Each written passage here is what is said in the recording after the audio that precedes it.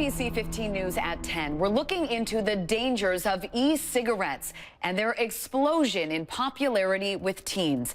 NBC15's Hannah Flood has been digging into this for us. And Hannah, what you've told me is that you've really gotten this kind of inside look into this explosion in use of e-cigarettes and other vaping devices. So what are you finding? Well, we know that there's been a huge surge in their popularity. E-cigarettes are devices that give a vapor nicotine that you're inhaling through one of those devices from usually a battery-powered device that charges, and it's filled with a liquid that contains that nicotine. And according to the CDC, as many as 1 in 5 teens has put nicotine into their body in the past month. And a survey done in Dane County last year showed about 19% of teens had used an e-cigarette in the past month. Something really surprising, a UW tobacco researcher that I spoke to for this story told me that teens a lot of times don't even realize that there's nicotine in these products. They don't realize that they're dangerous. Probably one of the most popular of these products is called the Juul. It actually looks a lot like a flash drive. So I sat down with a group of high schoolers who agreed that most teens, they know that cigarettes are bad. They know that tobacco products are bad, but they just think totally differently about e-cigarettes. And I'm sure that this is alarming a lot of parents, especially when they hear all of those numbers about usage. So whether we're talking about kids who are using this device or they're just around it when it's being used, or maybe they're being asked if they want to use it, what is some advice for parents on what they can do?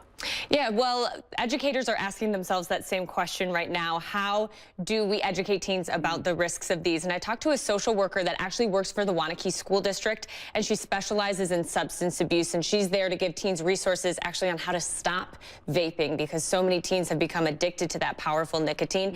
And teachers and parents are trying to get ahead of all of this, and they say that education is really the first thing. Kids need to realize that these are dangerous, that there are similar chemicals in these e-cigarettes as there are to cigarettes. So it's just about keeping up with this trend and kind of putting that idea in teens' minds that this is similar to a lot of other tobacco products. Yeah, there are actual health risks that parents can talk to their kids about.